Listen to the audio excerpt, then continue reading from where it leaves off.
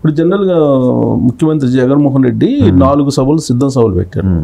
అదేంటే ఉత్తరాంధ్ర ఒకటి పెట్టారు, దక్షిణ కోస్తాను ఒకటి పెట్టారు, ఉత్తర కోస్తాను ఒకటి పెట్టారు, రాయలసీమను ఒకటి పెట్టారు. ఈ 4 డివైడ్ చేసినప్పుడు నాకు ఎందుకు ఇలా 4 డివైడ్? జనరల్గా ఏంటంటే ఉత్తరాంధ్ర, రాయలసీమ, కోస్తా అంటారు ఆంధ్రప్రదేశ్ని 3 భాగాలుగా. ఈ 4 రకాలుగా చేశారు. అంటే పబ్లిక్ 3 పెట్టి అలా పెట్టారా అక్కడ? అంటే మనకు ఇంకా ఎక్కువ సభలు కూడా ఇంకా ఎక్కువ మీటింగ్ ఎందుకు పెట్టారు సార్ అనుకున్న దానికంటే మనకి ఎలక్షన్ డిలే అయింది. యాక్చువల్లీ వాళ్ళ ప్లాన్ ప్రకారం తక్కువ సభలు ఇమీడియట్గా ఎలక్షన్స్ ఫస్ట్ ఫేజ్ అనుకున్నారు ఎక్స్పెక్టెడ్. బట్ అది మనకు 4th ఫేజ్ పడేసరికి టైం ఎక్కువ వచ్చేసింది. ఇప్పుడు టైం ఎక్కువ నష్టం కూడా ఉంది. జనాలు ఇప్పుడు టైం ఎక్కువ వల్ల యాక్చువల్లీ జనసేన కింద కార్యకర్తలు, బీజేపీ కార్యకర్తలు, టీడీపీ కార్యకర్తలు కలిసేదని కూడా అవకాశం దొరికింది. ఓకే, అంటే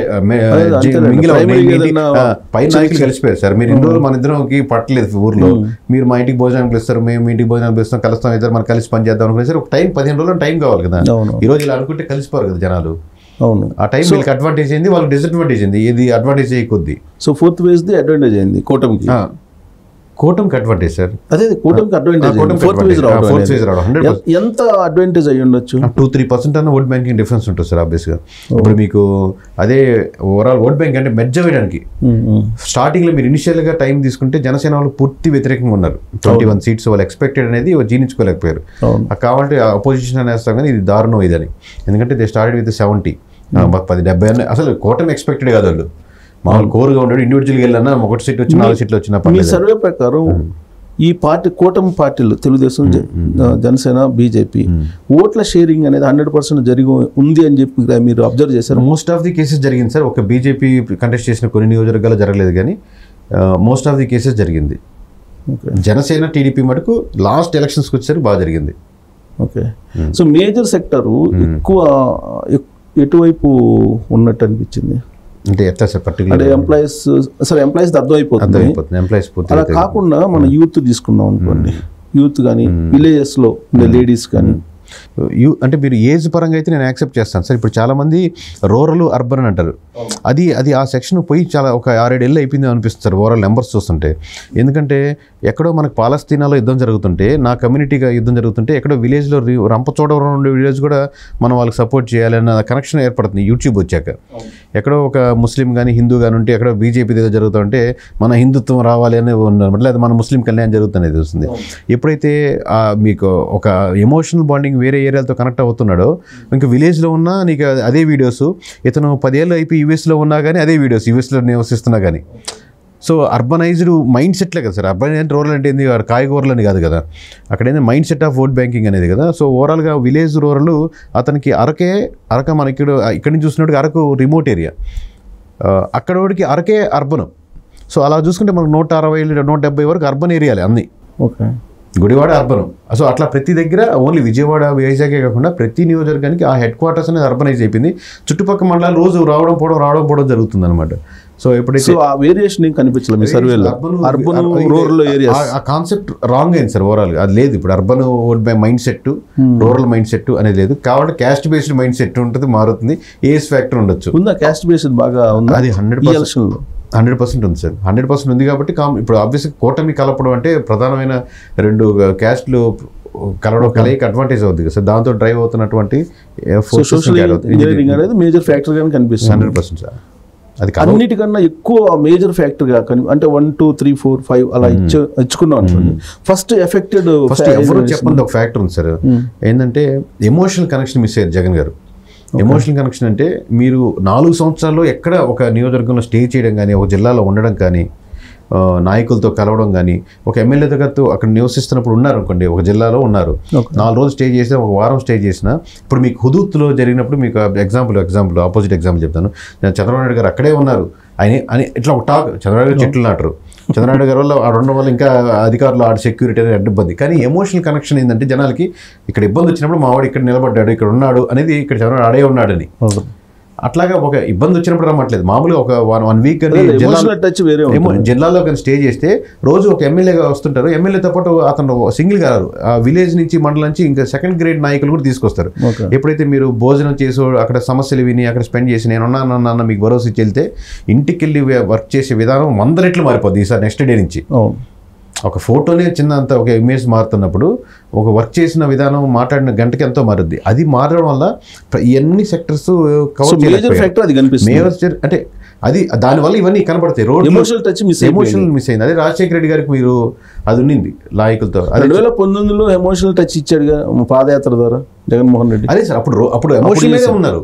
ఎమోషన్ మీద అడ్వాంటేజ్ అయింది. అదే ఎమోషన్ ఏదైతే తనకు అడ్వాంటేజ్ బెనిఫిట్ అయిందో అది డిసడ్వాంటేజ్. ఇప్పుడు రోడ్లు కనపడుతున్నాయి, మందు కనపడుతుంది, ఎంప్లాయీస్ కనపడుతుంది. అదే పిలిచి మాట్లాడితే ఎంప్లాయీస్ కూడా చాలా మంది మేజర్ ఫ్యాక్టర్. అది major factor sir. Next factor ఏంటి?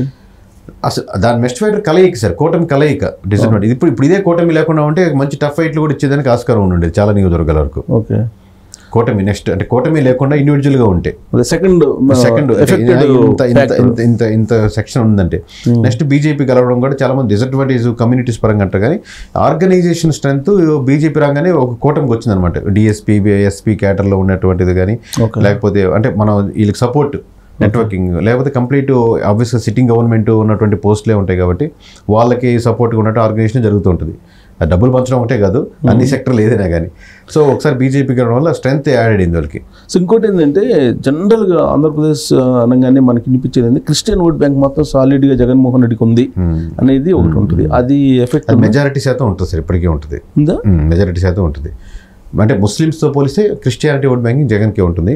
మీరు కోరు ఇప్పటికీ సార్ ఇంత నేను నెంబర్స్ ఫేవర్గా కూటమికి ఉన్న కోరు వైఎస్ఆర్సీపీ ఓట్ బ్యాంకింగ్ ఈ రోజుకి ఎక్కువ compare to core TDP vote banking. Core TDP అంటే టీడీపీ చంద్రబాబు అభిమానించడం, చంద్రబాబు వస్తే బాగుంటుంది అనుకోవడం కాదు. మెయిన్ కోర్ టీడీపీ అంటే చంద్రబాబు మించినోడు ఇంకోటి లేడు అనుకునేవాళ్ళు, జగన్మోహన్ రెడ్డి మించిన వాళ్ళు ఇంకో రాడు అనుకునే వాళ్ళకి పోలీసెస్ ఇప్పటికీ వెయిటేజ్ జగన్కే ఉంటుంది. కోర్ టీడీపీ ఉంటుంది సార్. ఈ హార్డ్లీ ఒక 5% ఉంటుంది, 5% ఉంటుంది కోర్ వరకు. అంటే ఇతను 20 ఉంటే 25 ఉండొచ్చు అట్లా.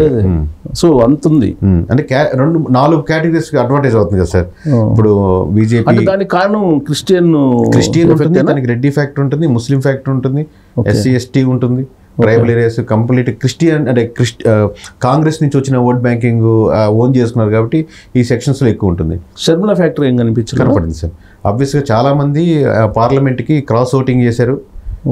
అవినాష్ గారికి వేయకుండా టీడీపీకి వేసిన వాళ్ళు ఉన్నారు, అవినాష్ గారికి వేయకుండా వైఎస్ఆర్సీపీ టీడీపీకి వేసిన వాళ్ళు ఉన్నారు. ఎంటైర్ స్టేట్ ఉందా ఎఫెక్ట్ షర్మిలది? ఓన్లీ తగ్గిపోతూ ఉంటుంది సార్. మీకు కడపలో ఉన్నంత ఎఫెక్ట్ దగ్గర శ్రీకాకుళం వచ్చేసరికి చాలా తగ్గిపోతూ ఉంటుంది. మీకు కోర్ ఓట్ బ్యాంక్ లో ఈవిడ చీల్చుకున్నాడు అనుకోవచ్చు. 100% YCP core vote bank. YCP core vote banking ఎంత పర్సెంటేజ్ ఉండొచ్చు సుమారుగా? అంటే ఆమె వచ్చి ఇష్యూని రైట్ చేయడం వల్ల ఆమె తీసుకుంది 1,00,000 ఓట్లు అనుకుందాం లెట్స్ సేమ్ సార్. ఒక మొత్తం మీద అంటే నియోజకవర్గాల్లో పార్లమెంట్లో అన్నింటిలో కడప చుట్టుపక్కల ఆమె ఇచ్చింది ఇంకొక 50,000-70,000 ఆమె ఇతరులకు చేయించుండొచ్చు. అంటే ఆమెకి ఎట్లా ఓడిపోతుందో లేకపోతే వేయకపోయినా అది టీడీపీ కన్నా షిఫ్ట్ అవుతుంది కదా సార్ అట్లాగా. ఓకే, ఇప్పుడు అవినాష్ గారు ఓడిపోయేదానికో లేకపోతే ఆ టైట్ ఫైట్లో ఉండేదానికి పార్లమెంట్ ఉండేదానికి కారణం అదే మెయిన్ ప్రధానంగా. ఇప్పుడు జనరల్గా వినిపించేది ల్యాండ్ టైటిలింగ్ యాక్ట్ అనేది వైఎస్ఆర్ కాంగ్రెస్ పార్టీని కొంపముంచబోతుంది అనేది జనరల్ గా టాక్ ఉంది. అంత ల్యాండ్ టైటిలింగ్ లేకపోయినా కానీ ఇదే నెంబర్ ఉండేది సార్. అంతే దీని ఎఫెక్ట్ ల్యాండ్ టైటిలింగ్ ఎఫెక్ట్ ఉంది, బట్ స్టిల్ నెంబర్లో పెద్ద తేడా ఉండేది కాదు. ఇదేంటంటే ఎమోషనల్గా వీళ్ళు మాట్లాడుకునే దానికి. ఇప్పుడు రోజు పొద్దున్నే ఒక టీడీపీ వీరాభిమాని ల్యాండ్ అన్యాయం చేసాడు వాళ్ళు బొమ్మ వేసుకోవడం ఏందని నమ్మదు. ఆబ్వియస్గా వైఎస్ఆర్సీపీ అభిమాని అది నమ్మడు. న్యూట్రల్ లోడికి అర్థం అవుతా ఉంటుంది ఇద్దరు చేస్తుంది అది. ఇదే కదా న్యూట్రల్కి ఇద్దరు చేసి తెలుస్తుంటుంది కదా సార్. కోర్ అభిమాని ఇప్పుడు మీరు ఛానల్ పెట్టుకొని చూస్తున్నప్పుడు మీరు hard core TDP channel, hard core YCP channel పెట్టుకొని చూసినప్పుడు ఇద్దరిది న్యూట్రల్ అభిమానిస్తాం, ఇద్దరిది చూస్తుంటాడు, ఇద్దరు ఏ ఛానల్ తెలుస్తుంటుంది తనకి. అంటే ఇప్పుడు ఆ మెచ్యూరిటీ ఉంది. సో సెకండ్ ఏంటంటే తల్లిని దూరం పెట్టాడు, చెల్లిని దూరం పెట్టాడు, బాబాయ్ మర్డరు, కోడి కత్తి ఇవన్నీ ప్రచారం చేశారు కదా, వాటి ఎఫెక్ట్ ఏమైనా ఉంటుందా? ఇవి కంపారిటివ్లీ నిజంగా ఇప్పుడు ఇందాక చెప్పుకున్నట్టు రోడ్స్, లెక్కరు, ఎంప్లాయీస్కి ఉన్నటువంటి ఇష్యూస్ సాల్వ్ చేయకపోవడం, లేదా ఎమోషనల్ కనెక్షన్ లేకపోవడం పోతే ఈ ఆబ్వియస్గా ప్రతి ఆపోజిషను ఇప్పుడు చంద్రబాబు గారిని అంటారు, వీళ్ళు జగన్ని అంటారు. ఇవి లేదా పవన్ కళ్యాణ్ని పెళ్లి పర్సనల్ అలిగేషన్స్ని బట్టి ఓట్ బ్యాంక్ పెద్ద మార్కులేదు, వేస్ట్ అది.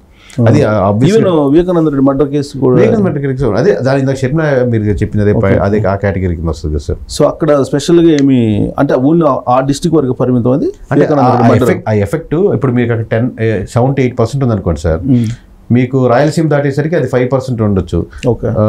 ఇంకో మీకు గోదావరి జిల్లా ఆ పాయింట్ వరకే చెప్తున్నాను. మీరు ఆ పాయింటే మీరు ఎక్సెల్లో ఆ లైన్లో పడిందంటే ఓకే శ్రీకాకుళం దాకా ఉంటుంది 1%. బట్ ఓవరాల్గా అక్కడ ఉన్నంత ఎఫెక్ట్ ఇక్కడ ఉండదు. ఎమోషన్ కూడా అంతే కదా సార్. మీకు అక్కడ అభిమానించే అంత అభిమానం తగ్గుతూ ఉంటుంది కదా. ఇప్పుడు అమరావతి రాజధాని, 3 రాజధానులు, దాని అమరావతి ఎఫెక్ట్ కడప మన కృష్ణా జిల్లా, గుంటూరు జిల్లా చాలా స్ట్రాంగ్గా పడింది సార్. 2 జిల్లాల్లో చాలా వరకు మీకు చాలా 90% సీట్లు పోవడానికి కారణం అదే ఎక్కువ అవుతుంది. One of the major factor. ఇప్పుడు అతను తీసుకున్న 3 రాజధానులు దాని వల్ల రాయలసీమలో ఏమన్నా అడ్వాంటేజ్? 3 రాజధానులు ప్రాబ్లం కాదు సార్. అక్కడ 3 రాజధానులు నిజంగా డెవలప్ అయ్యింటే దాన్ని కానీ ఇక్కడ ఇప్పుడు ఆబ్వియస్గా కోర్ టీడీపీ వాళ్ళు దాన్ని ఎగ్జాగరేట్ చేసి చెప్పడం వేరు. కానీ న్యూట్రల్ వ్యవహారాలు కూడా ఏదో ఎక్స్పెక్ట్, అది జరగలేదు ఇది జరగలేదు కదా. నాకు అది జరగలేదు అనుకో, ఆయనది జరగలేదు.